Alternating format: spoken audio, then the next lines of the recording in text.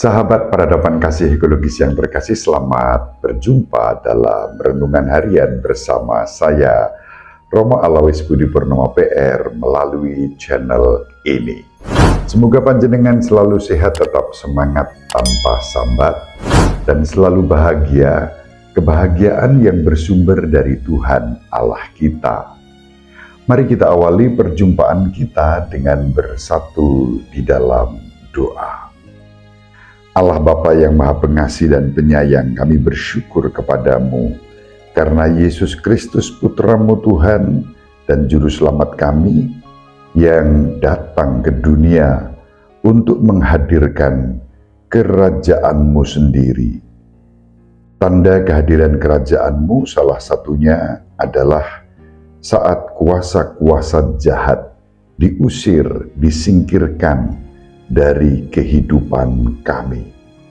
Semoga kami senantiasa mampu menjadi tanda kehadiran kerajaan-Mu dengan menolak segala bentuk kejahatan yang menghancurkan kehidupan kami, sehingga kehidupan kami ditandai dengan kerajaan-Mu yang diwarnai oleh keadilan, cinta kasih, kerukunan, persaudaraan, kerendahan hati, dan damai sejahtera. Demi Yesus Kristus Putra-Mu yang hidup dan berkuasa bersama Dikau dalam persekutuan dengan Roh Kudus, Allah yang Maha Esa sepanjang segala masa. Amin. Sahabat peradaban kasih ekologis yang terkasih, mari kita baca Injil Lukas bab 11 ayat 15 sampai 26.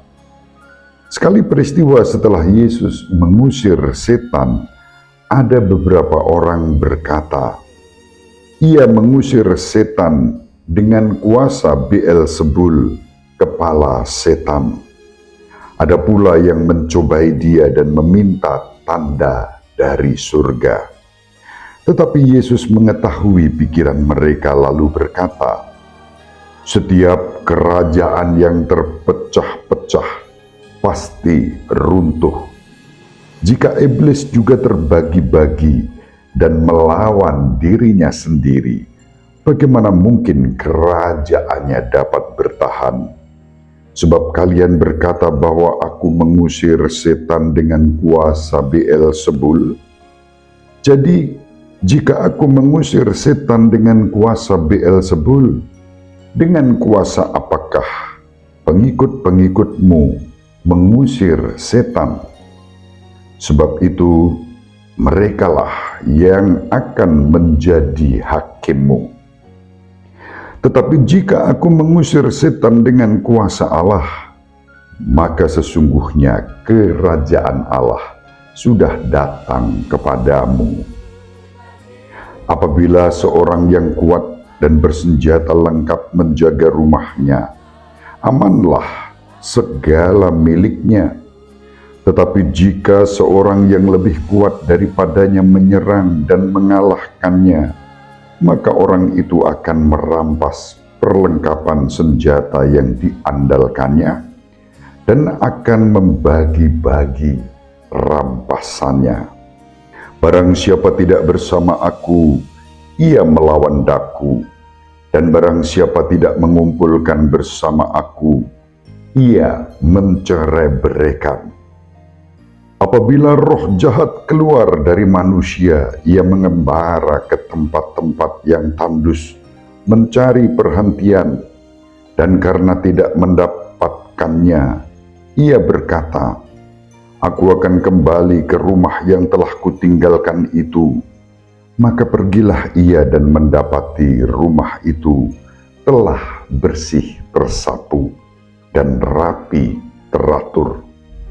Lalu ia keluar dan mengajak 7 roh lain yang lebih jahat daripadanya, dan mereka masuk dan tinggal di situ. Maka akhirnya keadaan orang itu lebih buruk daripada keadaannya semula. Demikianlah sabda Tuhan. Terpujilah Kristus. Sahabat peradaban kasih ekologis yang terkasih, Injil hari ini unik karena Yesus yang mengusir setan justru oleh lawan-lawannya dicurigai dia menggunakan kekuatan kepala setan. Dan Yesus menegaskan bahwa pengusiran setan mengalahkan kuasa kejahatan.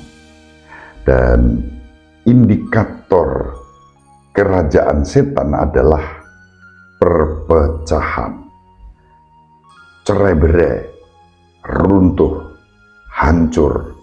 Itulah indikator kerajaan setan. Memecah belah, memorak-porandakan, menghancurkan. Lawan dari itu adalah kerajaan Allah yang ditegakkan oleh Yesus melalui kemurahan hati, belas kasihan, pengampunan, dan kerahiman Allah. Indikator kerajaan Allah adalah pemulihan, persatuan, persaudaraan, kerukunan, damai sejahtera, berdasarkan cinta kasih dan belas kasih Allah sendiri. Wajah kerahiman Allah dihadirkan oleh Yesus yang menegakkan kerajaan Allah di tengah-tengah kita. Sahabat peradaban kasih ekologis yang terkasih, bahaya-bahaya perpecahan, merusak persaudaraan, dan menghancurkan kerukunan akan muncul oleh orang-orang yang dikuasai kekuasaan setan, dan itu ditandai dengan kesombongan. Lawan dari kesombongan adalah kerendahan hati dan ketaatan. Kerendahan hati dan ketaatan menjadi fondasi untuk menegakkan kerajaan Allah yang memulihkan, merukunkan, membangun persaudaraan, mewujudkan keadilan, kerahiman, cinta kasih, dan damai sejahtera di dalam kehidupan kita. Dalam hal ini, kalau kita tempatkan dalam konteks hari-hari ini yang sedang viral, sejak bulan Juli yang lalu sebetulnya, dan kemudian pada bulan Oktober itu direspons oleh Paus Fransiskus terkait dengan 5 kardinal mengajukan 5 pertanyaan. Yang pertama mengenai pernyataan bahwa wahyu ilahi harus ditafsirkan kembali berdasarkan perubahan budaya dan antropologi zaman ini. Lalu yang kedua, keraguan mengenai penegasan bahwa meluasnya praktik pemberkatan persekutuan sesama jenis adalah sesuai dengan wahyu dan magisterium. Yang ketiga, mengenai pernyataan bahwa sinodalitas merupakan dimensi konstitutif gereja, sehingga gereja pada hakikatnya adalah sinodal. Yang keempat, keraguan mengenai dukungan para pastor dan teolog terhadap teori bahwa teologi gereja telah berubah dan dengan demikian tahbisan sakramental wanita dapat diberikan. Lalu yang kelima, keraguan mengenai pernyataan bahwa pengampunan adalah hak asasi manusia dan desakan Bapa Suci atas kewajiban untuk selalu memberikan absolusi kepada setiap orang, sehingga perbuatan bukanlah syarat yang diperlukan untuk absolusi sakramental. 5 hal itu, dan kemudian yang menjadi heboh lalu berbalik menjadi serangan kepada Paus adalah terkait dengan pemberkatan terhadap pasangan sesama jenis. Paulus memberikan jawaban sebagai berikut atas poin ini, supaya kita tahu secara objektif yang disampaikan oleh Paulus dan tidak membuat penafsiran-penafsiran sendiri yang melawan apa yang dikatakan Paulus. Paulus mengatakan gereja memiliki pemahaman yang sangat jelas tentang perkawinan, suatu kesatuan yang eksklusif, stabil, dan tidak dapat diputuskan antara seorang pria dan seorang wanita yang secara alami terbuka untuk prokreasi, yaitu kelahiran anak atau keturunan baru. Hanya persatuan ini yang bisa disebut perkawinan. Itu jawaban Paulus. Bentuk-bentuk persatuan yang lain mewujudkannya hanya secara parsial dan analogis. Dan itu sudah diterangkan dalam Amoris Laetitia artikel 292. Sehingga pasangan sejenis tidak dapat secara tegas disebut perkawinan. Maka kalau pemberkatan sesama jenis, pasti sebagaimana diajarkan Paus Fransiskus, itu bukan perkawinan. Hal itu bukan sekedar soal nama, namun realitas yang kita sebut perkawinan mempunyai konstitusi esensial unik yang memerlukan nama eksklusif, tidak dapat diterapkan pada realitas lain, tidak diragukan lagi, itu lebih dari ideal belaka. Demi alasan ini, gereja menghindari segala jenis ritus atau sakramental yang mungkin bertentangan dengan keyakinan ini dan menyarankan agar sesuatu yang bukan perkawinan diakui sebagai perkawinan. Sama sekali tidak. Akan tetapi, dalam hubungan kita dengan sesama kita manusia, kita tidak boleh kehilangan belas kasih pastoral yang harus meresapi semua keputusan dan sikap kita. Pembelaan terhadap kebenaran objektif bukanlah satu-satunya ekspresi dari belas kasih ini. Hal itu juga mencakup kebaikan, kesabaran, pengertian, kelembutan, dan dorongan.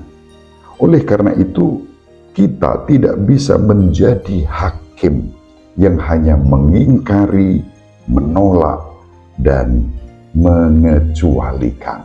Selanjutnya, Paus Fransiskus mengatakan, oleh karena itu, kebijaksanaan pastoral harus cukup memperhatikan apakah ada bentuk-bentuk pemberkatan yang diminta oleh satu orang atau lebih yang tidak menyampaikan konsep perkawinan yang salah. Karena ketika suatu berkat diminta, itu merupakan ekspresi permohonan pertolongan kepada Tuhan, permohonan untuk hidup lebih baik, kepercayaan kepada Bapa yang dapat membantu kita hidup lebih baik. Di sisi lain, meskipun ada situasi yang tidak dapat diterima secara moral dari sudut pandang objektif, belas kasih pastoral yang sama mengharuskan kita untuk tidak sekadar memperlakukan orang lain sebagai dalam tanda kutip pendosa yang kesalahan atau tanggung jawabnya dapat dikurangi dengan berbagai faktor yang mempengaruhi akuntabilitas subjektif. Itu yang juga diajarkan oleh Santo Yohanes Paulus II dalam Reconciliatio et Penitentia artikel 17. Maka keputusan-keputusan yang dapat menjadi bagian dari kebijaksanaan pastoral dalam keadaan tertentu tidak serta-merta menjadi suatu norma. Artinya, tidaklah dapat bagi keuskupan, konferensi para uskup, atau struktur gerejawi lainnya untuk secara konstan dan secara resmi mengizinkan prosedur atau ritual untuk segala jenis masalah, karena tidak semua hal yang merupakan bagian dari discernment praktis dalam keadaan tertentu dapat diangkat ke tingkat aturan, karena hal ini akan mengarah pada kasuistis yang tidak dapat ditoleransi.